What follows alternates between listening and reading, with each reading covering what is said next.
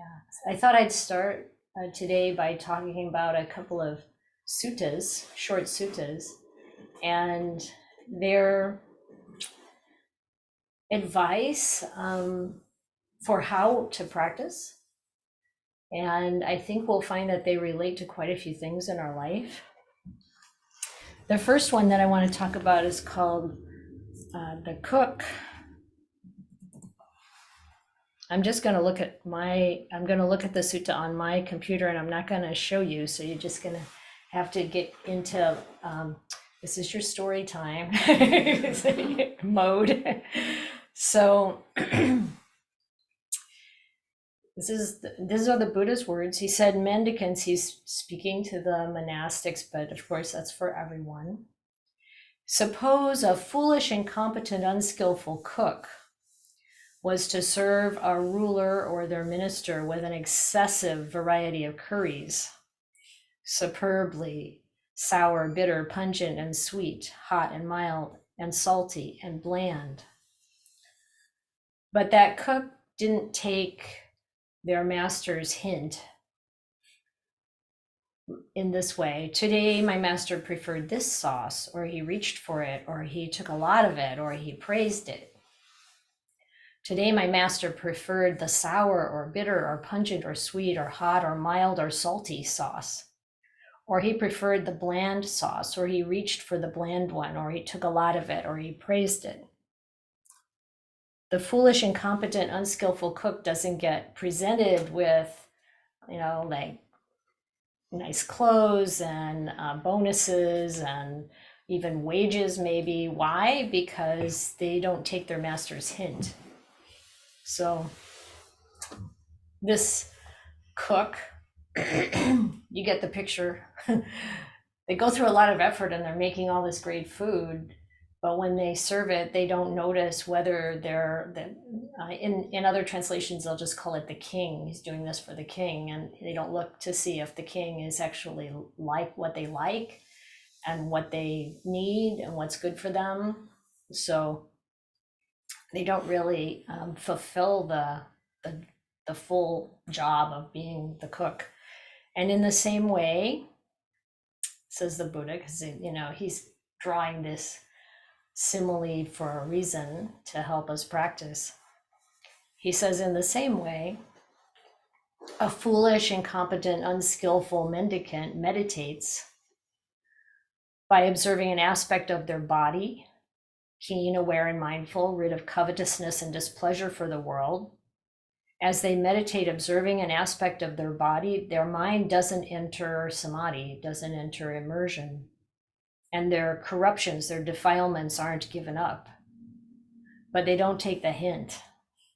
They meditate, observing their feelings, mind, Dhamma principles, in the same way, keen, aware, and mindful, rid of desire and displeasure for the world. But as they meditate, their mind doesn't enter immersion or samadhi, and the defilements or corruptions are not given up. They don't take the hint. So it's kind of interesting. It's like, what does it mean to not take the hint in this way? And by the way, this sutta shows up in the linked discourses in the Samyutta Nikaya, in the Satipatthana Samyutta. So this is in a series of discourses about the foundations of mindfulness. And so here he's saying there's something. First of all, what we get out of it is this mendicant is already doing a lot of good things. To just be coming from a place of not having desire or displeasure with the world. So you've already really, really gone inside, and you're basically doing the form, but there's no calmness, there's no stillness of mind, there's no actually immersing the mind in samadhi isn't happening. And we can't make it happen. So what does it mean to take the hint and get and allow that to happen? So if we take the other side of it, because this is how things work. Suppose an astute, competent, skillful cook was to serve the king with an excessive variety of curries, superbly sour, bitter, pungent, and sweet, hot and mild, salty and bland. And that cook took the master's hint. Today he preferred this sauce. He reached for it. He took a lot of it. He praised it. Today, my master preferred the bitter or the pungent or the sweet or the hot or the mild or the salty.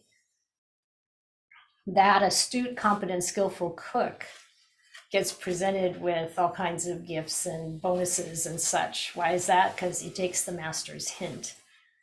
Because he's gonna like make those things that the king really wants. In the same way, the meditator who's astute, competent, and skillful, observing an aspect of the body, keen, aware, and mindful, rid of desire and displeasure for the world, they meditate, observing, and their mind enters immersion. Their defilements are given up. They take the hint. And the same with the other foundations of mindfulness. So when I observe my own mind, there can be a number of reasons why, even though you do all of the right things to follow the Buddha's instructions, that the mind doesn't settle and go into samadhi. And a lot of it, in my experience, is that when I'm not sitting in meditation, all the rest of the time I'm awake.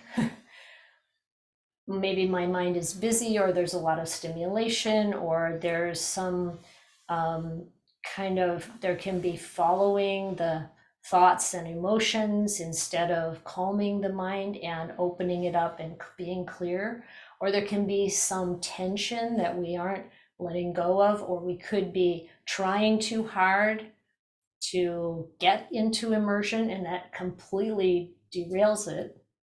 There can be a lot of different reasons, but the suggestion here, how do you get the hint, is you watch. You watch the mind, you notice what's happening the other however many 18 hours a day when you're not meditating or whatever. And you really notice, like, what is the hint here? What does the mind need? And it's interesting. Like I like this simile of the cook because it's so straightforward. Like, this is an easy thing to think. Okay, I can see how watching what the person who I'm cooking for, what they take and what works for them.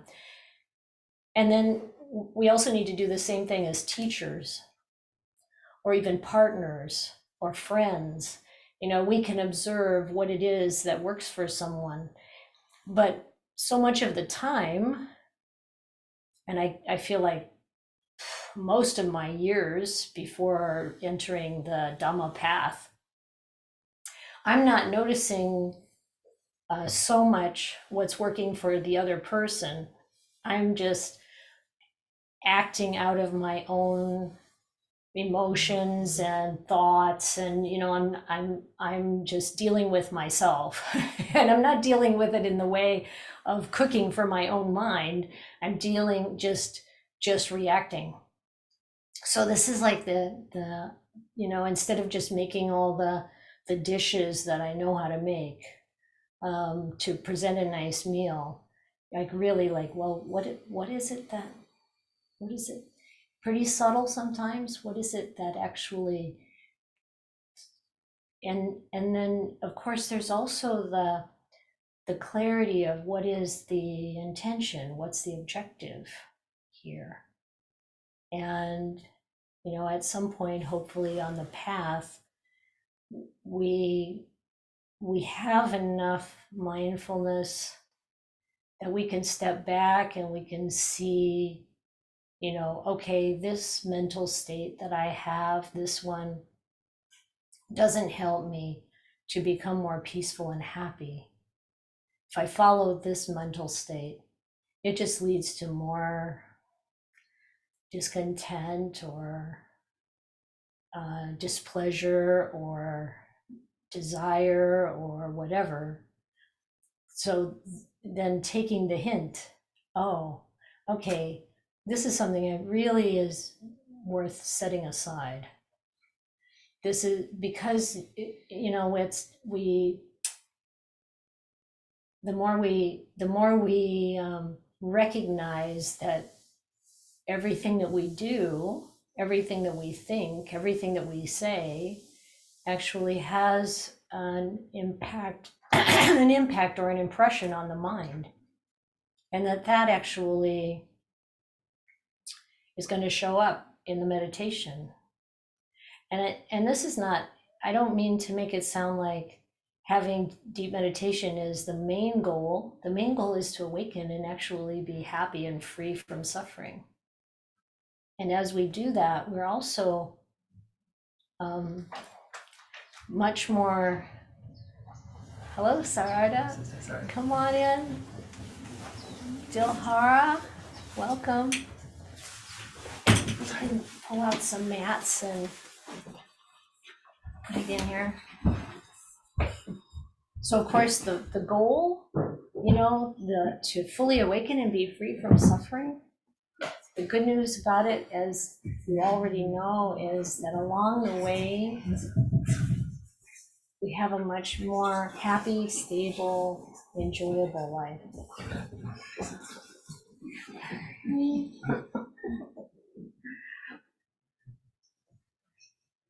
Thank you. So that's the cook. And I'm going to ask you what you think in a minute, but first I'm going to tell you about this other sutta. It gives a little bit different slant. It's looking at kind of what it takes for us to make this progress towards enlightenment. And it's called the Royal Elephant. And it's in the Anguttara Nikaya, the Numerical Discourses.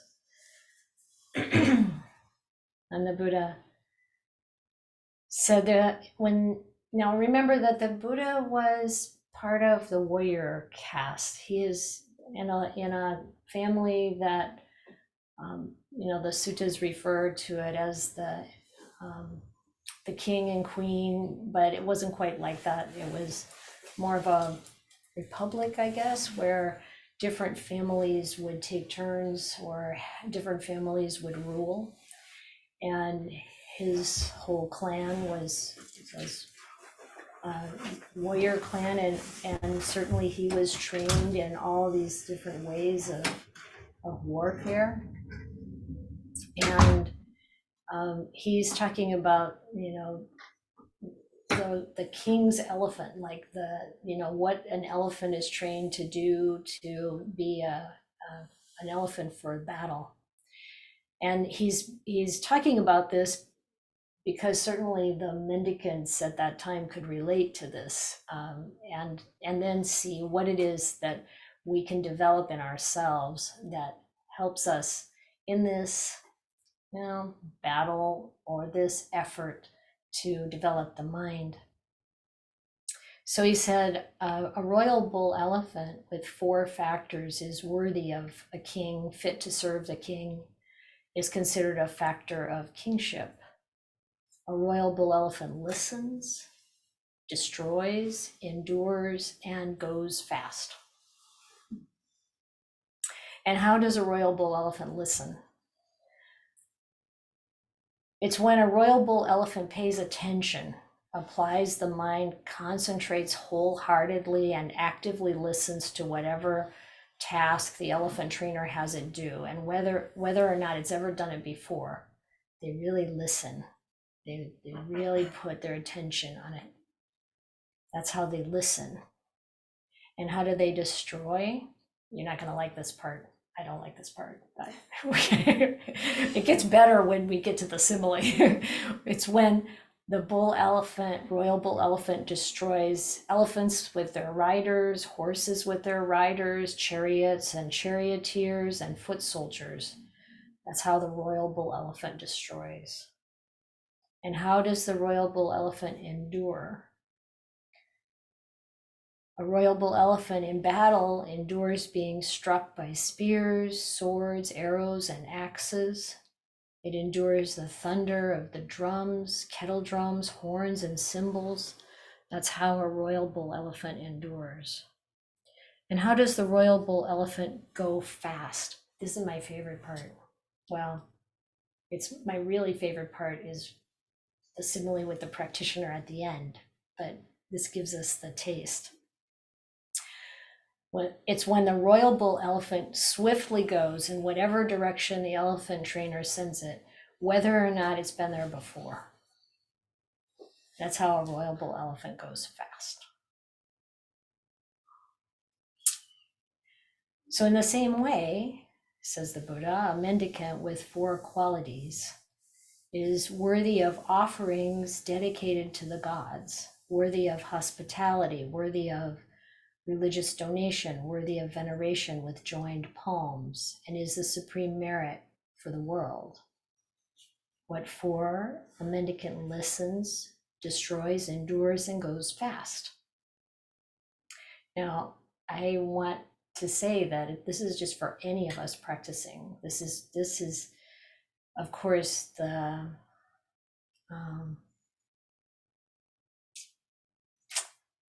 this sometimes you can really feel this merit, especially in monasteries with lots of monastics. You can feel this field of merit. And so it's like, this is a good way to describe it, but this practice is for all of us. How does a mendicant listen? It's when they pay attention, apply the mind, concentrate wholeheartedly, and actively listen when the teaching and training, so the Dhamma and the Vinaya proclaimed by the Blessed One, by the realized one, is being taught. So anytime we're hearing the Dhamma, we really apply the mind. And how does a mendicant destroy? It's when a mendicant doesn't. Does anybody want to guess what he's going to say here? What are we going to destroy? Are you raising your hand, Steve? No. You just destroy harmful thoughts or something? Very good. Destroying the harmful thoughts. That was perfect. Because it says here, it's when a mendicant doesn't tolerate a sensual, malicious, or cruel thought. So it's really like right intention, but it's only been more in the last couple of years probably that I've really seen how important this is, how right intention is so crucial. It's that idea that if we're really observing that in the mind, like the skillful cook, then this is the way the mind gets purified. And that it really matters. Sometimes we can think, I'm just thinking, and I'm not telling anybody, or I'm not acting out because of it. But it's so important because that's what'll keep us from having really beautiful, peaceful mental states that then invigorate the body and bring healing, that calm the mind, that opens us up to what we didn't know before. So to not tolerate the sensual, malicious, or cruel thoughts, and then a second wave here, and I think someone else said about the defilements, they don't tolerate any bad, unskillful qualities that have arisen.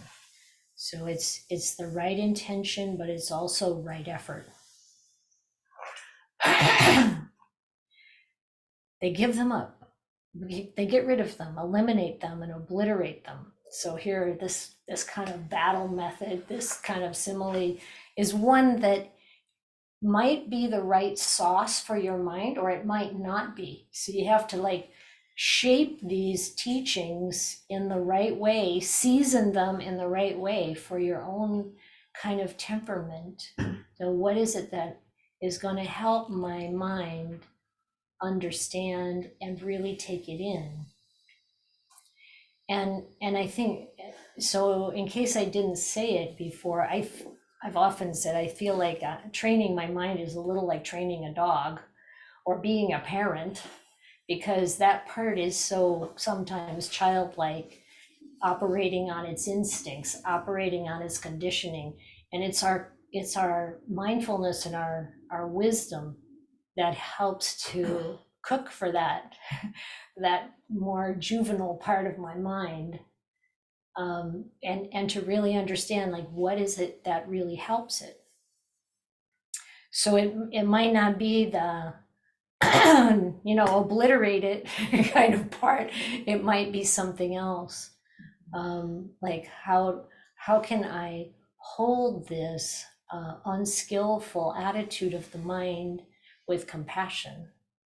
How can I help it dissolve, through loving it, through loving not the unskillfulness, but maybe the child that took it up this way, or however we want to frame it, that is realistic, direct, courageous, and effective.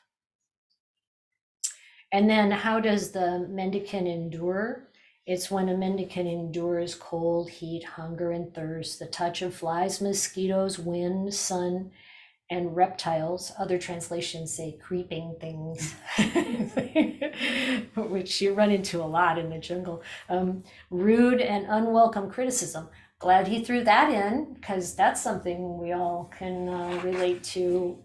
How do we respond when we hear things directed towards us that we don't want to hear? And they put up with physical pain, sharp, severe, acute, unpleasant, disagreeable, and life-threatening. That's how a mendicant endures. And now I think sometimes about how people dealt with pain back in the day when there were no medications. And I want to just say that this isn't a plug for not relieving the pain. There's enough pain that we can't relieve. We don't need to look to like put ourselves through extra torment. But this is like, there's a whole lot of things we can't soothe or eliminate through any means, and then we endure those. We're not what he's saying here is that the practitioner isn't their attention isn't pulled away from the purification of the mind, or the stilling of the mind, or the investigation through wisdom, not pulled away from that by these physical discomforts, or even the mental discomfort of what other people are doing or saying, or however that might be showing up in our life. And then this is my really favorite part. How does a mendicant go fast? It's when a mendicant swiftly goes in the direction they've never gone before in all this long time.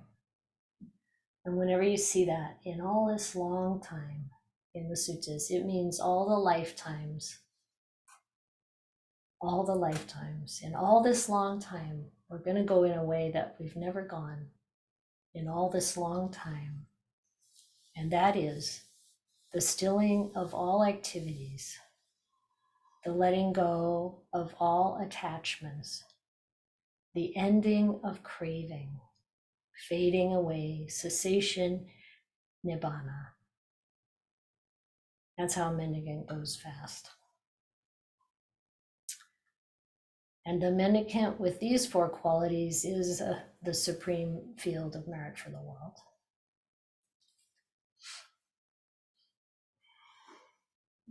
So one important question is, how do we develop these qualities? How do we cook for the mind in a way that we can see what helps it to develop these qualities? What helps it to let go of attachments? What helps it to, really dissolve the defilements? what helps it to become still and peaceful, content and happy, even though the world is what it is and we're not changing it. And I don't say that because we can't change things. We can and we do, but to take in the reality that samsara continues to roll on with the same kinds of problems over and over again, and that what we can really make progress with is our own minds, and that does have an impact on what's around us, people around us, conditions. So those are the suttas. And in a few minutes, I'm gonna talk about what the three of us, Ayya, Chittananda, and Sarana and I have talked about and worked with to get us to what we're about to do today in light of these teachings. But before we do that, does anyone have any questions or comments? Yeah, I have a question about the pain. Mhm. Sometimes people say you should sit still for an hour or something, and even if there's pain, just sit through it. But you just said you should not, like if there's pain, you should relieve it. Well, I can see that there can be a benefit to sitting through some degree of pain, just so we're not like immediately, oh, there's a little pain, let me, like adjust. But we also have to have the wisdom as to whether or not this pain is actually something that's going to cause damage. And then, so there are times to relieve it in some way, and then there are other times when it's good to just bear with it. So it's hard to like say, oh, there's no like blanket. Again, this is kind of like the cook. It's like, it's you've got to like watch for the subtleties. And because I've known people who gain a lot by, like, okay, there's some pain and I can work with that, I can endure, and then, see how the mind responds and see if the mind, through sitting through the pain, and then the pain maybe goes away. And then sometimes there's a kind of extra happiness as a result. But then there are other times when people are very strident and they wind up in the hospital, because they're taxing their joints too much. And, so it's really a matter of discernment. And my feeling at this point in my life is that there's plenty of stuff you can't relieve. Like if I can make my body more comfortable at the beginning of a meditation, I do it. Because I don't have good results. Maybe the sauce is a little too salty then, and I don't have good results with settling the mind in deep meditation. So I think, that's the key. Is this helping me develop the mind or not? And that's the way the Buddha thought. He was always looking out, okay, what was the result of this way of approaching things? And then if it's a good result, then you keep working in that direction. And if it's not, then you change. And of course, it's also tricky because you don't necessarily know right away. Hi, Esperanza.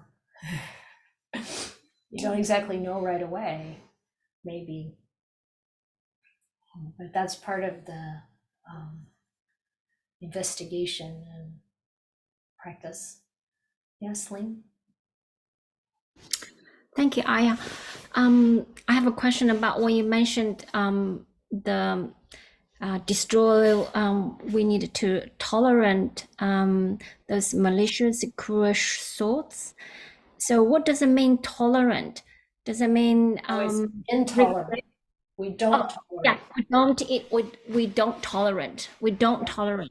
So Tolerate means to put up with or allow it. We don't, yeah. yeah. So I'm thinking when we don't tolerate, does it mean we quickly replace with something, for example, metta, or we, because I imagine that thoughts come in, I notice that's not good. I don't tolerate. I'm just trying to think about what should I actually do at that moment. And Thank again, it depends. So what we want to be careful of is not adding to that mental state. That's one part. We don't want to continue thinking, like, let's say the thought comes up about something a coworker said, and then we go, yeah, that person there, like they did this before, and da da da da. That adds to the negative feeling. So we don't want to do that. So we want to watch for that. I'm not gonna put more fuel on this fire. That's one part. And then it's like, okay, this one way to work with it is this thought. I see the danger in this thought. Even though it seems pretty mild, I see the danger. I see where this goes. I see that this negative thought actually, how it leads to the feeding of the defilements. Like maybe we see something we really like, but it builds up this sensual desire. And instead of adding to it or anything, we see it for what it is right away, and we go, if I go down this track, then my mind is caught up in thinking about that, and it's not going to be content and calm and peaceful and happy. So you see the danger in that. Take it seriously. And a lot of times that's enough, and then the thought passes.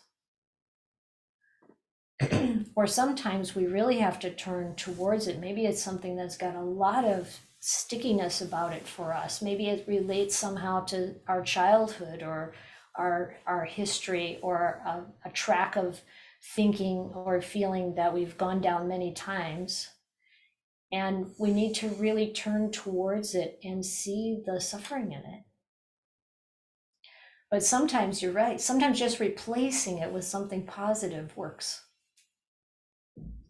So it's kind of like, if you look at that discourse on the removal of distracting thoughts, there the Buddha gives 5 methods. So you can use those methods, or you can also use something like feeding your demons if it's something strong. So it's like, yeah, it's not like there's one cure. And not only are we the cook, but we're also the doctor. We've got to figure out what is the problem, and then how can we solve it. Thank you very much, Ayya, for that. I do use some of those methods, but I notice those thoughts repeatedly happen. Does that mean something went wrong, or I just have to be patient, keep applying this kind of methods? Yeah, you have to be patient. We have to be very patient, because this happens over and over again, oftentimes, because it's an old pattern. We probably have put in years of following it, or maybe even lifetimes, and we just, whenever it keeps arising, and we just still bear with it in terms of addressing it again. Thank you. Yeah, and one thing that's helpful is to know that we're all in the same boat. We all have these problems. This is mind gets trained. This is how we change. If I look back over the last 20 years, it's been tremendous change, and for the way better. So that's the encouragement. James? So I was wondering, apart from the intention of renunciation, right intention and right effort seem quite similar to me. So I wonder what's the difference. Thank you. Yeah.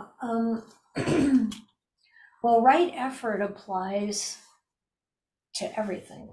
I mean, it's like you wanna be aware of, I mean, obviously it talks about mental states, but I think we can catch the right effort part, whether we're thinking, speaking, or acting, like we wanna, like look at where we're putting our effort. Or am I constantly looking at the wholesome and the unwholesome, and do I have the wisdom to know the difference? So it's certainly true, as you're saying, there's a close similarity. But when we talk about right intention, I think it's a different slant on it in a way. Like intention to me has this implication of going out into the future. Like this is kind of like the track I'm on, and this is the way that I keep myself on the right track. So you're putting the if we talk about, like, let's create a business and let's figure out what our objective is and how we're going to run this business. Are we going to be customer oriented, or are we going to be profit oriented, or whatever, that what's our intention? And then that sets up a trajectory that actually, if we want to change it in 3 years, it's going to be hard to change because you're already like on the track. But then the right effort comes day by day, continuing to follow that intention. I guess that's the way I would say it. That makes a lot of sense. Thank you. Yeah, you're welcome. Neil?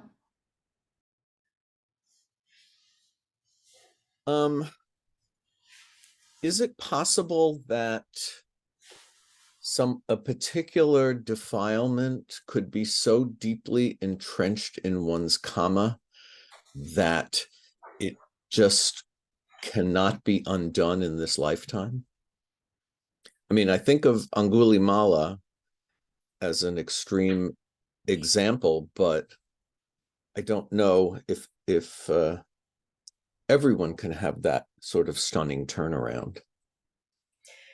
I think the reality is that it can take lifetimes to turn around what's been done, lifetimes and many lifetimes upon many lifetimes. But I think it's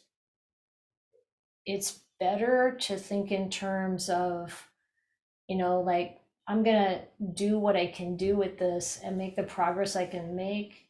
And as long as I'm on the path and I'm keeping precepts and I'm handling this as it comes along, in a way, it doesn't matter so much how long it takes. If it's this lifetime or next lifetime, I mean, between this lifetime and next lifetime, it's like going to sleep and waking up again and you're doing it again. It's like, it's okay, you can keep going. But we have to have that firmly in our mind. Like, I want to be, well, the way I put it, I want to be a nun for all my lifetime, still Nibanna. My son said, don't just limit it to being a nun, you might be a monk. It's like, I don't care. But, like, plant it in your mind, I want to do this work as long as it takes, and if that's lifetimes, it's okay. I want to be reborn in a place where I can practice the Dhamma, where I'm surrounded by other living beings that practice the Dhamma, that kind of thing. And to really, there's a very clear statement by the Buddha that there are like 5 things that if you do it in this lifetime, you're not going to be able to become an arahant in this lifetime. And that's if you kill your mother, you kill your father, you kill an arahant, you drop the blood of the Buddha. Is there something else? I don't know. But if you get Schism. Oh, create a schism in the Sangha. What does that mean? You're dividing the Sangha through some means of causing disruption and ill will from one group to another. So if you do those things, you're in trouble. Well, Now, even then, the Dhamma, the Buddhist teachings and the Dhamma is so forgiving. It's all about rehabilitation. You know, you're not going to be able to become an arahant in this lifetime if you do that. According to the story of Angulimala, he only had one more killing to do, and he was going to just kill the next person he saw, and his mother was going to visit him, and he would be killing his mother. That's the story. And the Buddha saw this with his psychic powers, and that's why the Buddha went instead. So he wouldn't do that. Interesting. But I don't think you're in that situation. Well, yeah, I'm not worried about those 5 at least. Yeah. So then it's just like keep hacking away at it, you know, and it's gonna change. It does change. And some things are really, really stubborn because they've been there a long time. And that's why we need help. Practice together, keep coming together, keep talking about what's going on and listening to the Dhamma and, you know, doing this stuff. Keep cooking the mind, seeing what it responds to, what is helping, what isn't helping. Holly? Thank you. Yeah. I really resonated with the simile of the cook Hmm. and the training of the king's elephant. And when you talked, you briefly went over the aspect of teaching the elephant to be fast as it applies to the practitioner at the end. That resonated with me also, and I think you said it was to do what the teacher says, but that depends on how good a cook the teacher is and how well they know their elephant. So this has been seen by me and more clearly, and certainly our time in Thailand helped. They have many teachers there. And finding a suitable teacher of what the Buddha taught, this just seems really applicable to me. I've had several ajahns be off the mark a little bit, and of course everybody's human, but it just resonates with me, the topic. So if you could speak a little more about that, how one trains an elephant to be fast, simile. Interesting, because this morning I was reflecting on how I've had many teachers in this tradition, and that's been really helpful. I mean, I've seen and also heard stories of people taking like one, you know, very accomplished teacher as, you know, like having complete faith, I mean, blind faith in them. And then they say something and and it's not fitting, and it creates problems, and it's not like there's necessarily something wrong with what they're saying, but it doesn't fit for this person. This doesn't work, and the way they take it and how it connects in their psyche doesn't work. And there's nothing wrong with that. It's just that I think we always have to have our own wisdom, and even kind of checking with another teacher that you respect. Every teacher I've had, the really close relationships with teachers, there's been things that have been hurtful. There have been things that have been off the mark from time to time, and it's okay, because, you know, we need to be discerning and also understanding and recognizing that ultimately we have to cook for the mind and know what is really working, what's helping, and not be not fall for the mind wanting to be lazy or ignore what really are our problems. And so this is now we're segueing into like, why did I bring up these suttas, or why talking about this today? And it really is the case that you know, ANAGARAKA Sarana has been staying with us for about a year now, and it's been wonderful having her at KBV.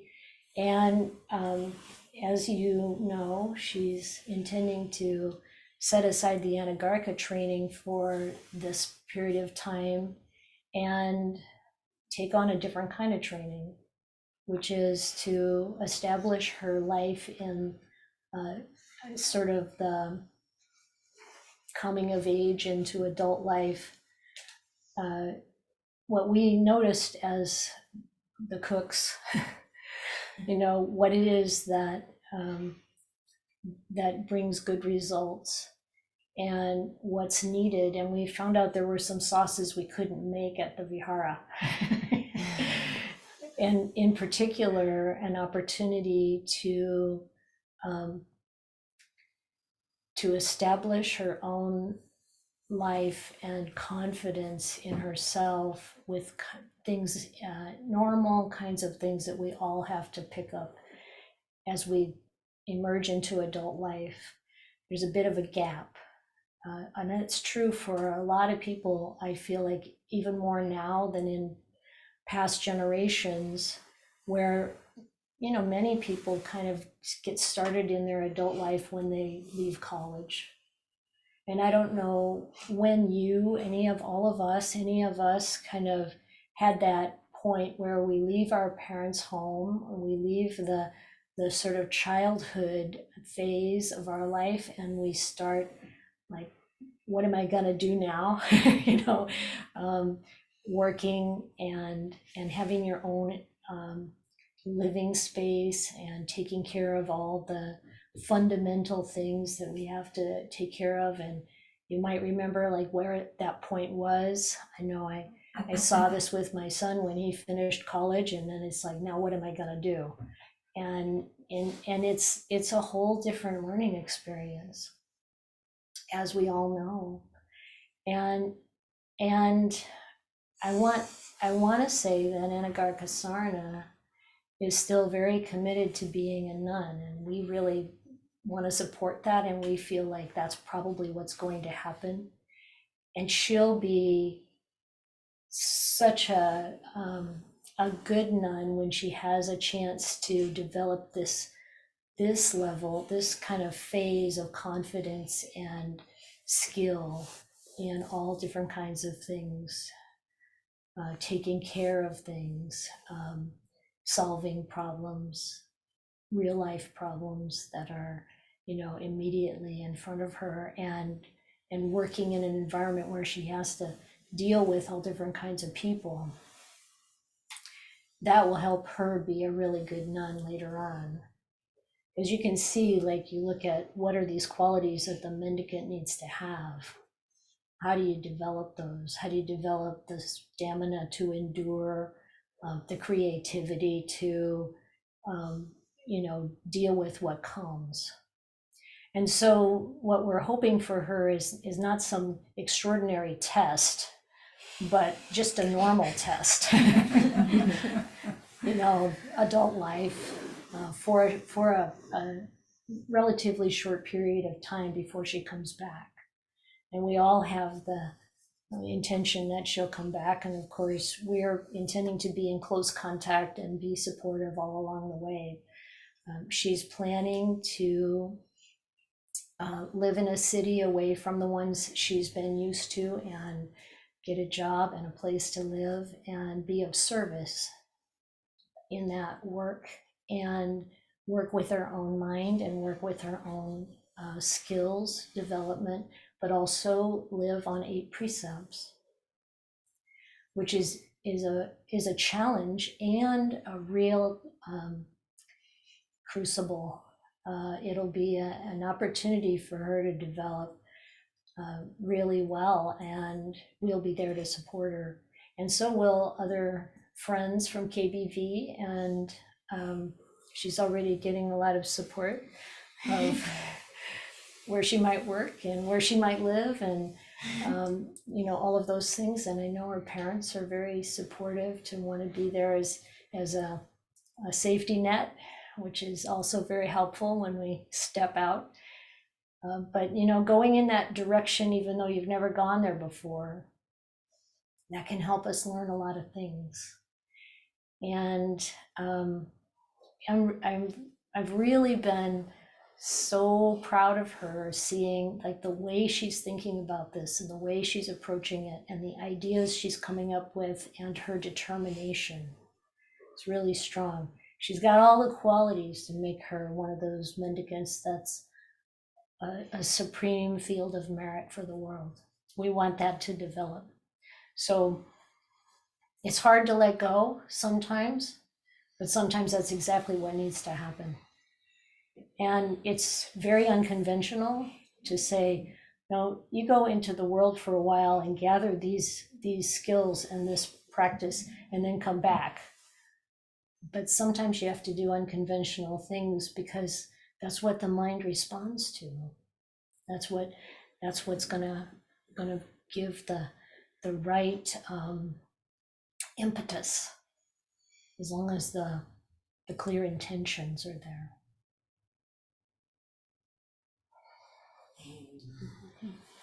So now we're going to have a little ceremony, and I love the Theravadan ceremonies because they're short. And this one has 3 or 4 parts to it.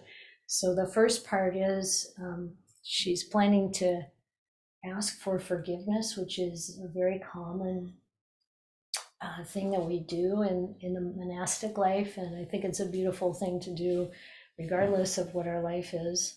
And the way the ceremony goes is the person asks forgiveness, and then the person they're asking forgives them, and then the person they're asking says, forgive me too, and they forgive them. And then after the forgiveness part of the ceremony, she's gonna go out and she's gonna put on her lay clothes, and then she's gonna come back and take dependence on me, so that as she goes out into the world, she's got, I mean, it'll be really both of us because we hardly do anything by ourselves. But I'm off the hook. No way. Big sister has been like really, really on it. But that formal relationship will be a support for her, regardless of what she's doing. And then after that, she's going to take the 8 precepts again. She's been on the 8 precepts for, it's been 2-3 years, I think. Yes. Yeah. Your grandmother cookies count, yeah. But then, she's going to renew them as a laywoman. And we're going to, okay, so that's what's up.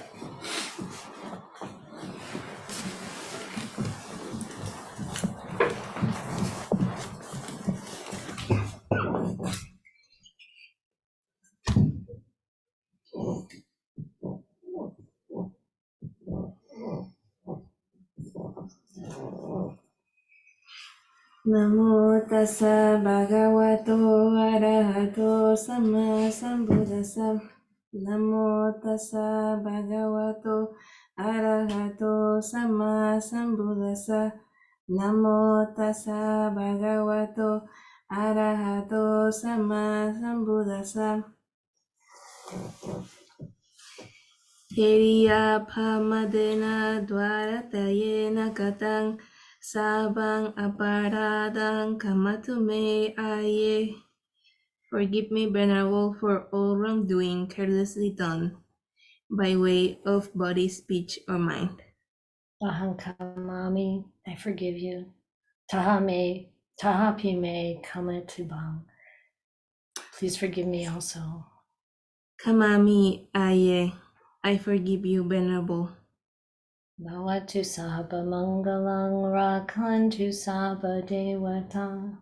Sabha Buddha, Sabha Dhamma, Sabha Sangha, Sada Soti Bhavantu Te. Sadhu aye. Sadhu.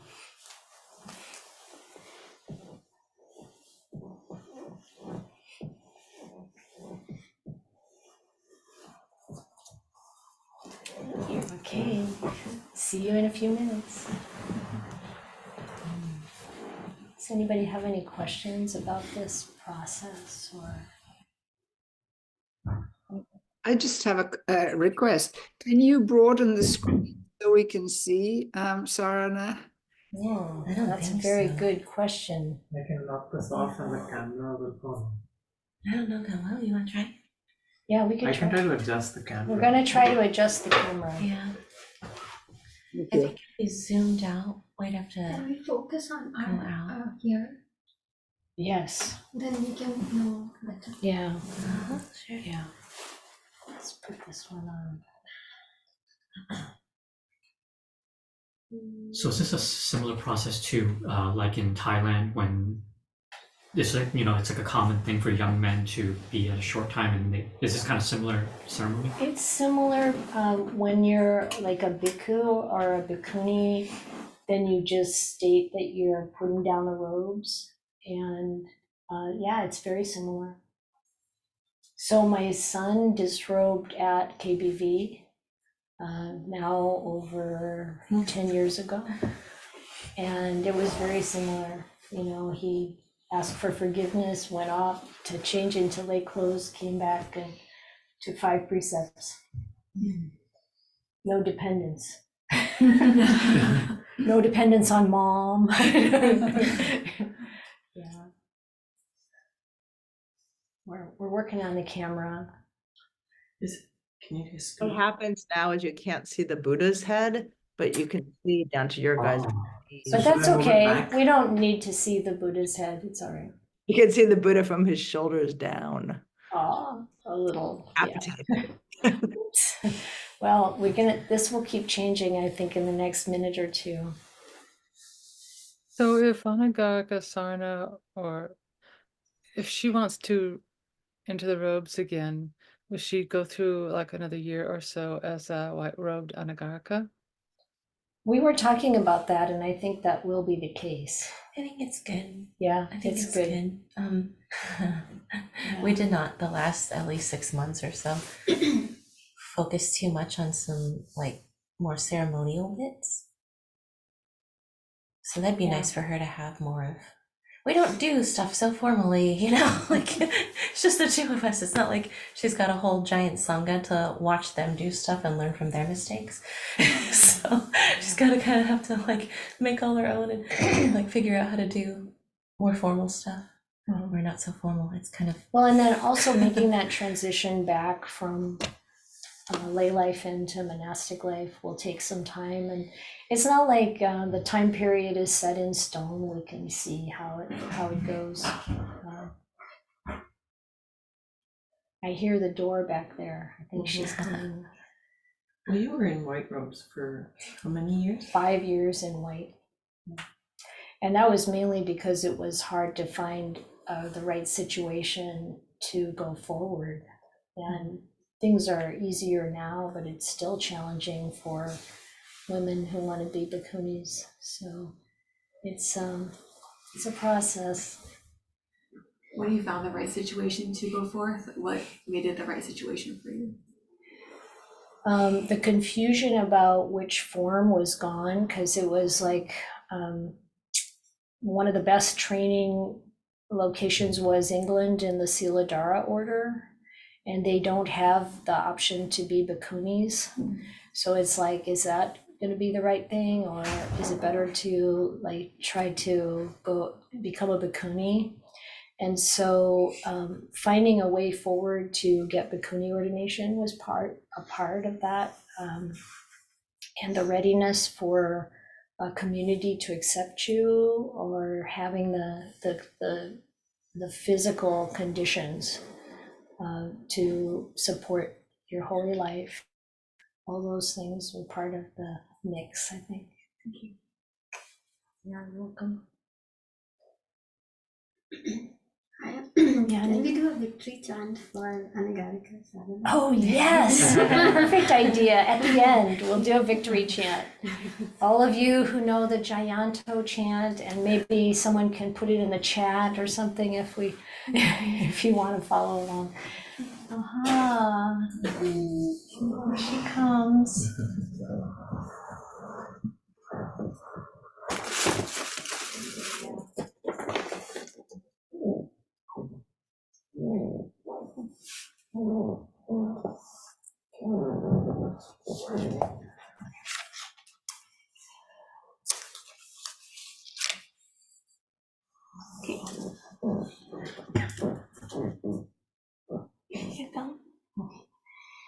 Acharini me ayehohi, ayaya nisaya wachami. Acharini me ayehohi, ayaya nisai wachami. Acharini me ayehohi, ayaya nisaya wachami. Venerable, may you be my teacher. I shall stay dependent on the Venerable. Sadhu pasadikena sampadehi. This is good. Strive on with faith. Sadhu aye, ajatage dani teri mayang baro, aham piteriya baro. Sadhu aye, ajatage dani teri mayang baro, aham piteriya baro. Sadhu aye, ajatage dani teri mayang baro, aham piteriya baro. Sadhu. It is good, Venerable. From this day onwards, the Teri will be my burden, and I shall be the burden of the Teri. Sadhu, sadhu, sadhu.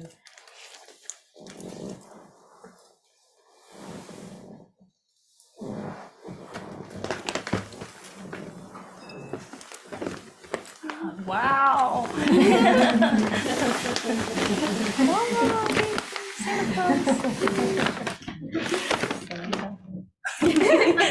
And you see Reddy cussing his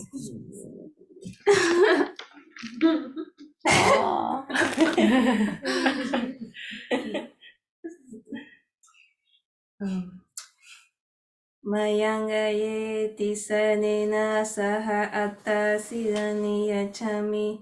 Dutiyampi mayangaye tisanena saha atta sidani yachami. Dutiyampi mayangaye tisanena saha atta sidani yachami. Namo tassa bhagavato arahato samma sambuddhassa. Namo tassa bhagavato arahato samma sambuddhassa. Namo tassa bhagavato arahato samma sambuddhassa. Namo tassa bhagavato arahato sama sambuddhassa. Namo tassa bhagavato arahato sama sambuddhassa. Namo tassa bhagavato arahato sama sambuddhassa. Buddhang saranang gacchami. Buddhang saranang gacchami. Dhammang saranang gacchami. Dhammang saranang gacchami. Sanghang saranang gacchami. Sanghang saranang gacchami. Dutiyampi buddhang saranang gacchami. Dutiyampi buddhang saranang gacchami. Dutiyampi dhammang saranang gacchami. Dutiyampi dhammang saranang gacchami. Dutiyampi sanghang saranang gacchami. Dutiyampi sanghang saranang gacchami. Tatiyampi buddhang saranang gacchami. Tatiyampi buddhang saranang gacchami. Tatiyampi dhammang saranang gacchami. Tatiyampi dhammang saranang gacchami. Tatiyampi sanghang saranang gacchami. Tatiyampi sanghang saranang gacchami. Tisaranang gamanang nititang. Amaye. Panatipata veramani sikkhapadang samadhiyami. Panatipata veramani sikkhapadang samadhiyami. I undertake the precept to refrain from taking the life of any living creature. Adina dana veramani sikkhapadang samadhiyami. Adina dana veramani sikkhapadang samadhiyami. I undertake the precept to refrain from taking that which is not given. Brahmacharya veramani sikkhapadang samadhiyami. Brahmacharya veramani sikkhapadang samadhiyami. I undertake the precept to refrain from any kind of sexual activity. Musawada veramani sikkhapadang samadhiyami. Musawada veramani sikkhapadang samadhiyami. I undertake the precept to refrain from false and harmful speech. Suramerayamaja pamadatana veramani sikkhapadang samadhiyami. Suramera jama japa madatana veramani sikkhapadang samadhiyami.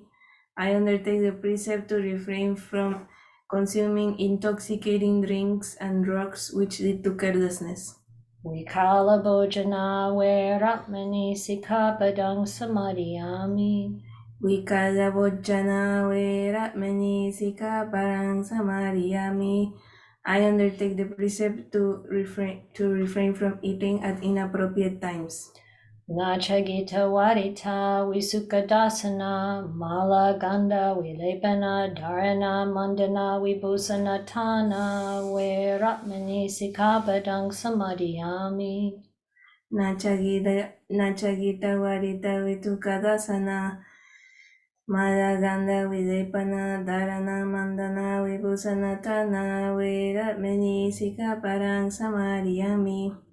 I undertake the precept to refrain from entertainment, purification, and adornment. Uchasayana mahasayana veramani sikkhapadang samadhiyami. Uchasayana mahasayana veramani sikkhapadang samadhiyami. I undertake the precept to refrain from lying on luxurious or high sleeping place. Imaniyata sikkhapadani samadhiyami. Imaniyata sikkhapadami samadhiyami. Imaniyata sikkhapadami samadhiyami. Imaniyata sikkhapadani samadhiyami. Imani sikkhapadani silena sukha tinyanti. Silena bhoka sampada. Silena nibhutinyanti tasma silang sodaye. Sadhu, sadhu, sadhu.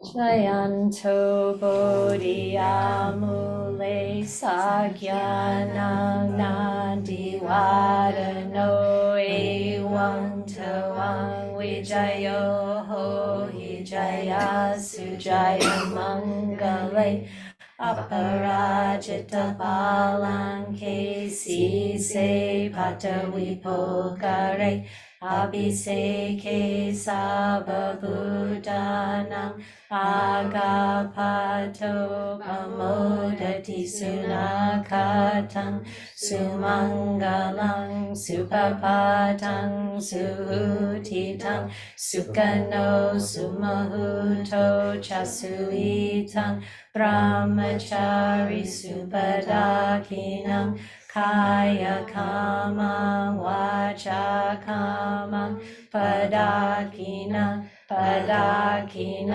mano kamang panidite padakina nikat wanalabantate padakine. I wish I had a big stick I could bong around. That's a reference to Jagata. Yeah, beautiful. So, as you all can tell, Sarana is going off into the world with a lot of support. And the 8 precepts, if you really think about that, how you live in the world without any sexual activity, without any drugs or alcohol, making your life a life of service and support for people and learning lessons that are going to be invaluable as you go forward. So we are here to support you.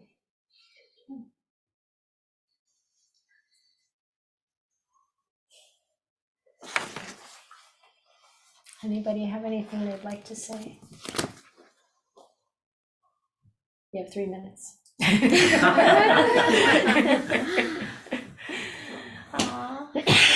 Santussikā wants to say something. Okay, Ayya. Hello, Sarana. Are we still calling you Sarana or go back to your previous name? I'll go back to my name. Andrea, right? Yeah. Andrea. Andrea.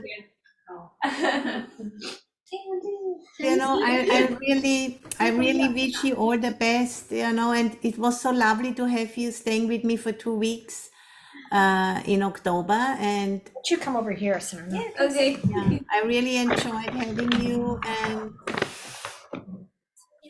and the Vihara is still benefiting from all of the good things you have been doing when you were here. And I just want to also offer, anytime I can be of help, please, get in touch with me on WhatsApp and we can talk. And Heather, do you want to say something? No, it's a short time. I'll leave it to other people, but congratulations, and I'll look forward to seeing you at Sutta. All the best for you, Sarana. Thanks, And thank very good decision which Ayya Santussikā and Ayya Chitananda made. I think is very beneficial. Even it looks a bit unusual, but it's exactly the right thing to do. I fully support that too. Thank you. Yeah. Yes, I know the Bodhi. I just really want to wish you all the very best. It's very moving to see that you're still so much held within the support of your teacher and the Sangha. It's very different to a regular disrobing where it's like putting down the robes and then going off to more widely the lay life, but you're exploring very mindfully in a way with the support of Ayya Santussikā and Ayya Chitananda. It's just very beautiful to watch the holding, the care, and the love actually that's between your life can be challenging, so grow strong out there, grow strong and wise back with all your goodness. Yeah, thank you. Stay in touch. Yes. Mira.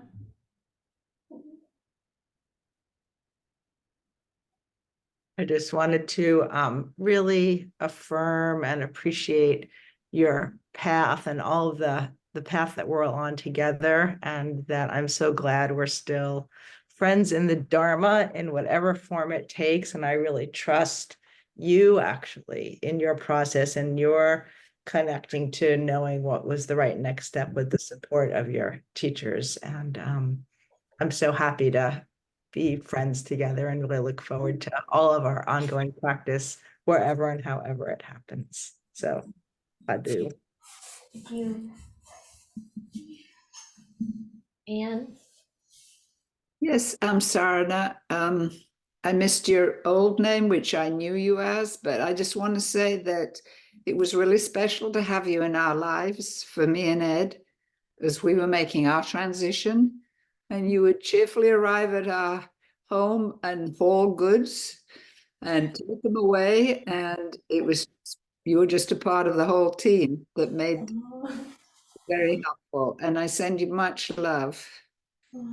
Thank you. Thank you.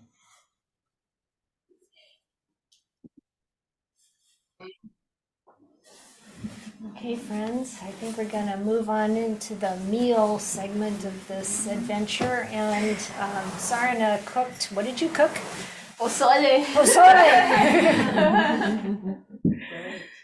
So we're gonna enjoy that and continue celebrating this shift and movement forward.